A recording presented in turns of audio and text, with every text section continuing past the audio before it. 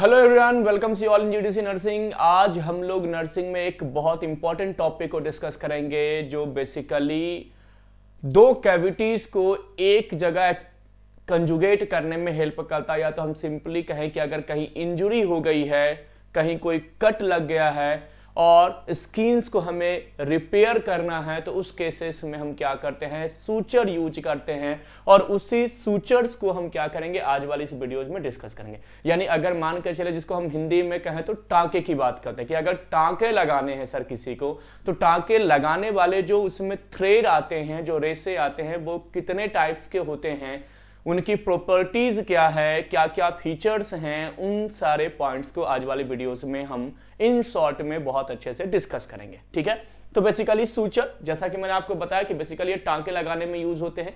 यानी अगर स्किन में कहीं इंजरी आ गई हो तो स्किन को रिपेयर करने में हम क्या करते हैं, सूचर्स को यूज करते हैं। दो कैविटीज, अगर एक कैविटी आ गई तो दोनों साइड के मेम्ब्रेन को एक जगह उनको क्या करने के लिए, रिपेयर करने के लिए हम क्या करते हैं, सूचर्स को यूज करते हैं।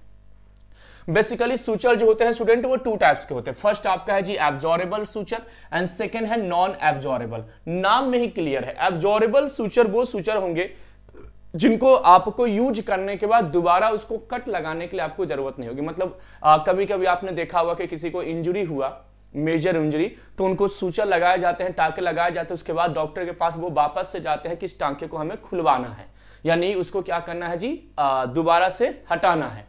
तो जो एब्जॉर्बेबल सूचर होंगे, उस एब्जॉर्बेबल सूचर में ऐसी कोई जरूरत नहीं पड़ेगी।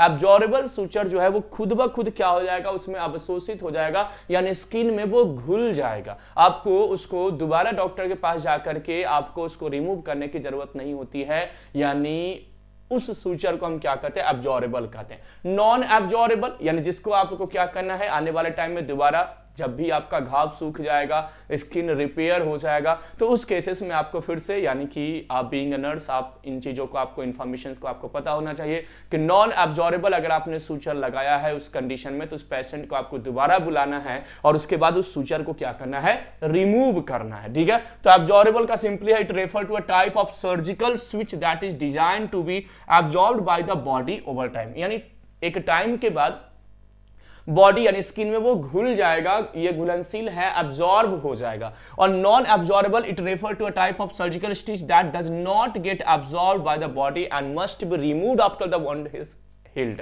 यानी जब घाव भर जाएंगे, जब घाव भर जाएंगे तो उसके बाद उसको रिमूव किया जाना चाहिए, उसको रिमूव करना पड़ता है। उस टाइप ऑफ सूचर को एक्चुअली नॉन एब्जॉर्बेबल सूचर के नाम से हम लोग जानते हैं। क्लियर? तो ये एक बेसिक इंफॉर्मेशन था। इसके अलावा और क्या क्या पॉइंट है तो सुनिए। ये जो एब्जॉर्बेबल सूचर होते हैं ये भी टू टाइप्स के होते हैं, चाहे वो आपका नॉन एब्जॉर्बेबल सूचर हो वो भी टू टाइप्स के होते हैं, और एब्जॉर्बेबल सूचर भी स्टूडेंट एक्चुअली टू टाइप्स के होते हैं।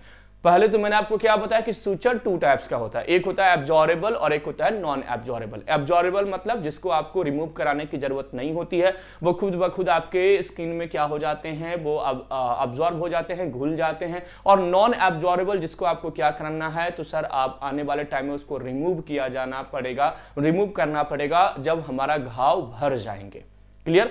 अब एब्जॉर्बेबल हो चाहे नॉन एब्जॉर्बेबल हो, ये टू टाइप्स के होते हैं, एक होता है मोनोफिलामेंट और एक होता है मल्टीफिलामेंट। यानी अभी तो हम एब्जॉर्बेबल सूचर की बात कर रहे हैं कि sir absorbable suture two types के होते हैं, एक मोनोफिलामेंट होते हैं और एक आपका मल्टीफिलामेंट होते हैं। वैसे ही नॉन एब्जॉर्बेबल भी आपका एक मोनोफिलामेंट होंगे और एक मल्टीफिलामेंट होंगे।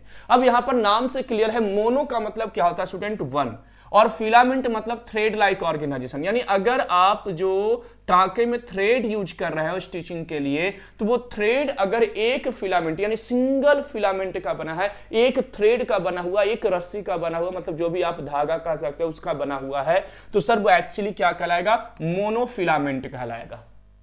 और मल्टी फिलामेंट में क्या होंगे, तो मल्टीपल होंगे। जैसे मान लो ये थ्रेड हैं, तो ये इस टाइप से आपको थ्रेड वहां पर मिलेंगे, ये इस टाइप से मल्टीपल फॉर्म में आपको थ्रेड होंगे, यानी एक के साथ एक क्या होगा, मिक्स होगा। तो ये आपका क्या कहलाता है, मल्टीपल फिलामेंट कहलाते हैं। तो मोनोफिलामेंट एब्जॉर्बेबल के केस में और मल्टी फिलामेंट एब्जॉर्बेबल के केस में आई थिंक आपको समझ में आ गया होगा। मोनोफिलामेंट बेसिकली क्या होता है, एक ही थ्रेड यूज किया जाता है, मल्टी फिलामेंट में एक से ज्यादा थ्रेड यूज किया जाता है। ठीक है ना, जब हम उसको क्या करते हैं, टाके लगाते हैं उस केसेस में, सूचर के केस में।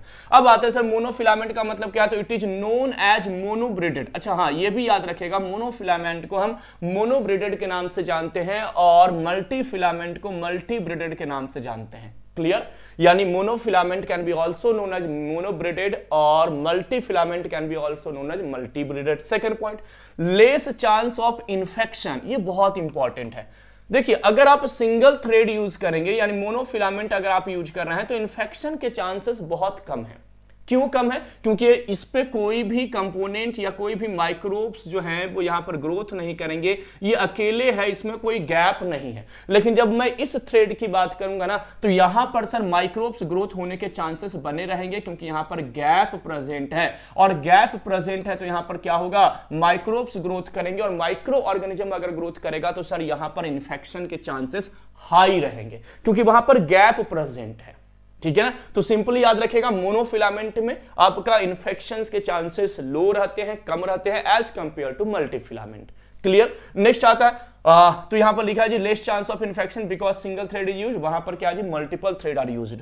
Require 8 to 9 knot. नॉट जो है, जो गांठ है, लास्ट में देखते होंगे आप लोगों ने प्रैक्टिस किया होगा नर्सिंग में कि लास्ट में नॉटिंग किया जाता है, उसको गांठ बांधा जाता है। तो जो सिंगल थ्रेड अगर आप यूज करते हैं यानी मोनोफिलामेंट अगर आप यूज करते हैं, चाहे वो एब्जॉर्बल हो चाहे नॉट एब्जॉर्बल में आए, अगर आप मोनोफिलामेंट यूज करते हैं तो उस केस में आपको लगभग 8 to 9 नॉटिंग करनी होती है, क्योंकि सिंगल थ्रेड है वो बहुत ज्यादा क्या होगा, मतलब फिसलने वाला होगा। एक ही थ्रेड है ना, तो एक थ्रेड है तो वो फिसल सकता है, इसलिए वहां पर जो नॉटिंग होगी ना, वो नॉटिंग कितनी होगी, 8 to 9 होगी, जबकि मल्टी फिलामेंट में 3 to 4 नॉट में आपका काम चल जाएगा, क्योंकि यहां पर मल्टीपल है तो वो इजीली क्या हो जाएंगे, एक दूसरे से नॉट यानी कि गांठ बन जाएगा। क्लियर, तो यहां पर नॉटिंग को लेकर के भी क्वेश्चन है कि कितने नॉट लगेंगे, कितने गांठ लगेंगे, तो सर मोनोफिलामेंट में 8 to 9 और मल्टी फिलामेंट में आपके लग जाएंगे जी 3 to 4 नॉट। एग्जांपल्स की बात की जाए, मोनोफिलामेंट जो आपका सिंगल थ्रेड यूज होता है उसमें आपका कैटगट है, प्लेन और क्रोनिक 2 टाइप्स के होते हैं आपके कैटगट। पॉलीडायक्सोन है जिसको कोलेजिन्स के नाम से भी जाना जाता है, साथ ही साथ में मोनोक्राइल है जिसको हम पॉली ग्लाइकैप्रोइक एसिड के नाम से जानते हैं, ये आपका क्या है जी मोनोफिलामेंट है। वही मल्टीफिलामेंट एब्जॉर्बल की बात करूं तो आपका वाइक्राइल है जिसको पॉलीग्लाइकोलिक एसिड के नाम से जानते हैं, वाइक्राइल रैपिड जिसको हम पॉलीग्लैक्टिन के नाम से जानते हैं। तो ये सबके सब एब्जॉर्बल हैं, कुछ मोनोफिलामेंट हैं, कुछ मल्टीफिलामेंट है। तो एग्जांपल्स भी आपको याद रखना है बीइंग अ नर्स कि मोनोफिलामेंट कौन है, मल्टीफिलामेंट कौन है in case of absorbable suture. ये सबके सब एब्जॉर्बल सूचर हैं, ये सारे के सारे एग्जांपल आपके क्या है, एब्जॉर्बल हैं, जो स्किन में क्या हो जाएंगे, एब्जॉर्ब हो जाएंगे। अब अपन बात करते हैं नेक्स्ट हमारा क्या है, नॉन एब्जॉर्बल सूचर। अगला जो हमारा सूचर है वो क्या है, नॉन एब्जॉर्बल। ये भी 2 टाइप्स का होता है, मोनोफिलामेंट मल्टीफिलामेंट, यानी जैसा मैंने आपको बताया कि एब्जॉर्बल होते हैं वैसे ये भी होते हैं मोनोफिलामेंट मल्टीफिलामेंट, यहां पर भी आपको देखने को मिलेगा। मोनोफिलामेंट यहां पर बेसिकली आपको क्या याद रखना है, वही पॉइंट कि सर सिंगल थ्रेड यूज होगा, यहां पर क्या होगा, मल्टीपल थ्रेड यूज होगा। इनमें सर 8 to 9 नॉटिंग होगा, इसमें सर 3 to 4 नॉटिंग होगा। ये सर लेस इन्फेक्शियस होंगे, ये सर मोर इन्फेक्शियस होंगे, मतलब इन्फेक्शन के चांसेस ज्यादा होंगे, इन्फेक्शियस नेचर का नहीं होगा, इन्फेक्शन के चांसेस इसमें ज्यादा होंगे, इनमें क्या होंगे, कम होंगे। क्लियर, तो इस बात को आपको याद रखना। बस एग्जांपल यहां पर है कि सर नॉन एब्जॉर्बल के केस में, अगर मैं नॉन एब्जॉर्बल के केस की बात करूं तो नॉन एब्जॉर्बल के केस में स्टूडेंट आपका एग्जांपल है पॉलीविनाइल डाइन फ्लूइड, आपका नाइलोन, प्रोलेन या स्टेनलेस स्टील हो जाएगा। वही मल्टीफिलामेंट में आपका पॉलीएस्टर या तो सिल्क भी आपको यहां पर देखने को मिल जाएगा। ठीक है ना, तो ये पॉइंट आपको क्या करना है जी, याद रखना है। क्लियर, तो सिंपली सर मोनोफिलामेंट मल्टीफिलामेंट जो आपका नॉन एब्जॉर्बल है, इसमें ये एग्जांपल्स हैं, जिस एग्जांपल को स्टूडेंट आपको क्या करना है, याद रखना है। तो एग्जांपल्स इनके बहुत इंपॉर्टेंट हैं, एग्जांपल्स वाले पॉइंट पे आपको बहुत अच्छे से काम करने की जरूरत है स्टूडेंट, जिसको आपको क्या करना है, यहां पर याद रखना है। तो आई थिंक आज वाली इस वीडियोस में हम लोग बहुत ही इंफॉर्मेटिव एक कंसेप्ट को डिस्कस किए, सूचर जो कि यूज होता ही होता है बेसिकली। सूचर में एब्जॉर्बल क्या होते हैं, नॉन एब्जॉर्बल क्या होते हैं, एब्जॉर्बल या नॉन एब्जॉर्बल में मोनोफिलामेंट क्या होते हैं, मल्टीफिलामेंट क्या होते हैं, क्या क्या एडवांटेजेस हैं, क्या क्या आपको फीचर्स याद रखने हैं, ये सारे पॉइंट्स मैंने, और इनके एग्जांपल सबसे इंपॉर्टेंट है जहां से क्वेश्चन आपको बनते हैं, तो इसको मैंने बहुत शॉर्ट फॉर्म में आपको क्या करा दिया, डिक्टेट कर दिया। और भी बहुत सारे वीडियोस जो आपके डेली नर्सेस लाइफ से रिलेटेड हैं या आपके सिलेबस से रिलेटेड हैं, वो इसी चैनल पे हमेशा अपडेट आपको मिलते रहेगा। तो इस चैनल से जुड़े रहिएगा। मिलते हैं स्टूडेंट अगली क्लास में अगले कंसेप्ट के साथ। Thank you everyone for watching GDC nursing and supporting GDC nursing. Thank you once again.